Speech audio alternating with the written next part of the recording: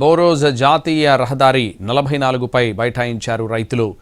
CCI నిబంధనలను వ్యతిరేకిస్తూ అఖిలపక్షం ఆధ్వర్యంలో రైతులు పెద్ద ఎత్తున ధర్నాకు దిగారు. సీసీఐ నిబంధనలను తొలగించాలని డిమాండ్ చేస్తున్నారు. 7 క్వింటాళ్ల పత్తి పరిమితి, తేమ శాతం నిబంధన తొలగించాలంటూ నినాదాలు చేస్తున్నారు.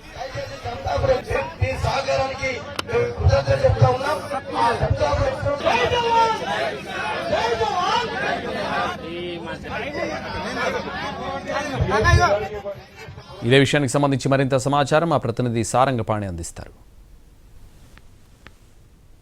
ఆదిలాబాద్ జిల్లా బోరాదిలో రైతులు రోడ్డెక్కారు. సీసీఐ నిబంధనలు పెట్టకుండా పత్తి కొనుగోలు చేయాలంటూ వీళ్ళ ఆందోళన కొనసాగిస్తున్నారు. అఖిలపక్ష నాయకులు జాతీయ రహదారిపై ధర్నా నిర్వహించడంతో భారీ వాహనాలు ఏవైతే ఉన్నాయో అటు నాగపూర్ వైపు నుంచి వచ్చే వాహనాలు, అదేవిధంగా ఆదిలాబాద్ మీదుగా నాగపూర్ వెళ్లే వాహనాలు పూర్తిగా నిలిచిపోయాయి. అయితే కొన్ని ప్రాంతాల్లో ఏవైతే ఉన్నదో ముఖ్యంగా కొంతమంది రైతులు ఎడ్ల బండ్లతో సైతం తరలి వచ్చారు. అయితే ఈ జాతీయ రహదారిపై వీళ్ళ ధర్నా నేపథ్యంలో పోలీసులు భారీ వాహనాలను దారి మళ్లించారు. అటువైపు బోరాజుతో పాటు ఇతర ప్రాంతాల మీదుగా దారి మళ్లించారు.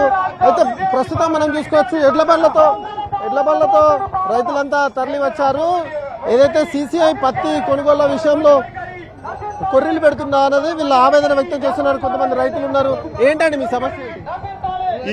ఈ కొత్తగా తెచ్చింది రాష్ట్ర కేంద్ర ప్రభుత్వాలు కలిసి కిసాన్ యాప్ ను తొందరగా తొలగించాలి.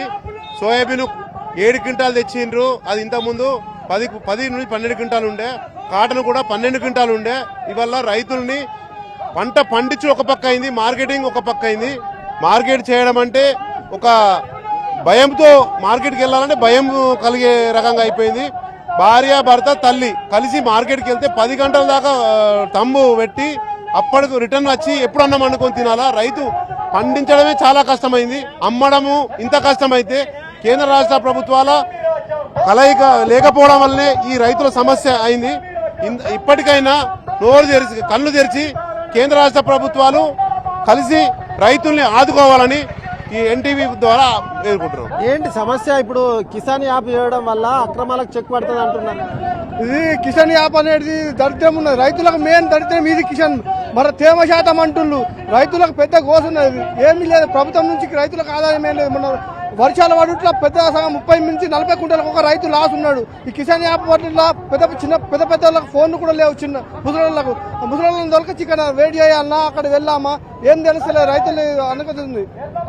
ప్రస్తుతం అయితే చూసుకోవచ్చు ఎడ్ల బండ్లతో సైతం వివిధ గ్రామాలకు చెందిన రైతులు తరలి వచ్చారు. నిరసన అయితే కొనసాగుతుంది.